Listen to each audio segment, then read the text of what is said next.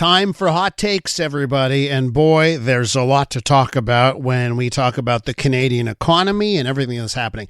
I got some stories to get to. One involves the former premier of this province, Jean Charest. But let me introduce our guest before we get there. Moshe Lander is on the line, senior lecturer in economics at Concordia University. Moshe, I know you like a good hot take. Welcome to the program. Hello.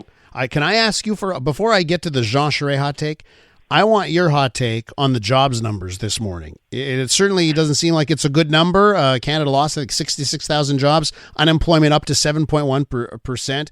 What do you think's going on here in the Canadian economy?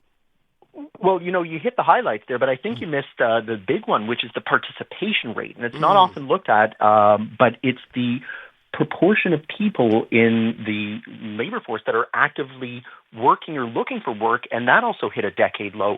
I think you're seeing the effects of the tariffs come into play finally. And, in the first couple of months, we saw that the economy was growing. We saw that inflation was coming down. We saw that unemployment even dipped a little bit.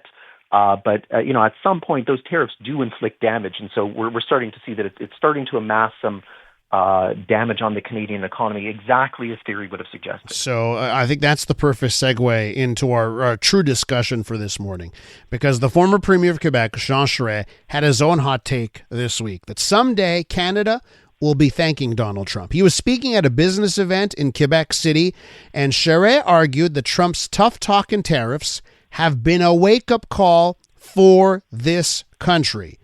Is he onto something, Moshe? He's on to something, but he could also be on something at the same time. So they could both possibly be true. He's right.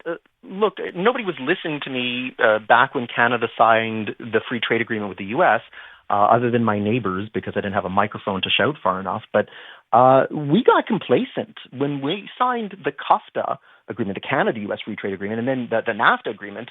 We figured we have it made. We have now got a free trade agreement with the coolest kid in school, and why do we need to make new friends? And we've got it made in the shade.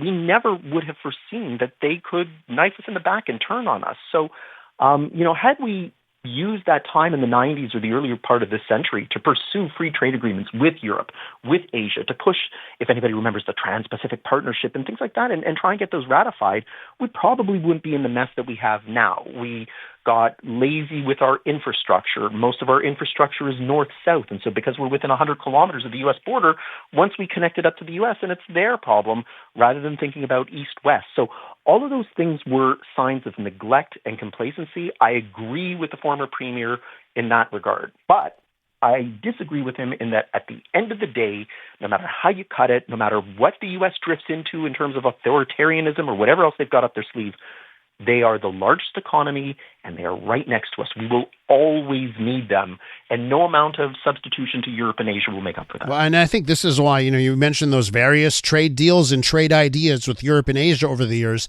that never really come to fruition. I think it's because everyone realizes, okay, New York State's 45 minutes south. At the end of the day, they're right next door to us. Now, I want to get to a couple of things that he pointed out, Jean Charest pointed out, that the tax system needs a full overhaul to stay competitive. And I think about it in the context of, look at what Donald Trump is doing in the U.S. on taxation and on the regulatory side. So is this also part of that wake-up call? What Trump is doing in the U.S., is it a wake-up call for Canada when it comes to our competitiveness in a couple of areas? It can be. We backed away from the digital services tax. We removed the carbon tax. I think the carbon tax was a huge mistake. The digital services tax, maybe not so much. But I think that one of the issues that we have is that a lot of our taxation is decided provincially, not federally. And you would think that the provinces would be competing with each other to come up with the most efficient tax system, or with the tax system that spurs the greatest amount of innovation. And we're not really seeing that happening. And so, I can tell you, as an Alberta resident, we have the best income tax system. We have the best sales tax system of any province in Canada. But it's not spurring the other provinces to say, oh, yeah, well, we'll meet you on that, or we'll match that, or we'll try and come up with our own better system to draw in people. And so At the federal level, you can come up with some changes to the tax system, but at the end of the day, it's a small number of brackets. The taxes are maybe a little bit excessive, but at the end of the day, we also have state-sponsored health care, a system that provides support for maternity or parental leave, and a welfare system that we're proud of. There's probably limited scope in which you can change that without completely overturning the apple cart, and I'm not sure that vested interest would even allow that conversation to happen. With Moshe Lander from Concordia University. Moshe, did you just drop that you're an Alberta resident? Did you just drop that on air?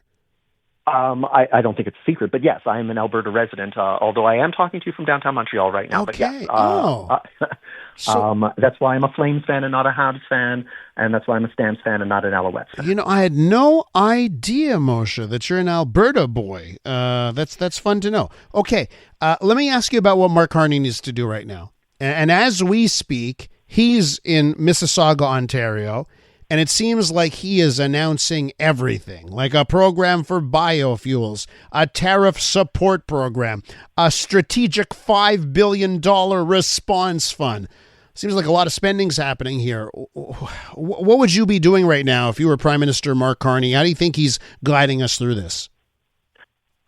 He's got an economics background. I trust that he knows what he's doing, and he's got the skill set that we've seen when it comes to politics, that he's got kind of the right touch, at least for now.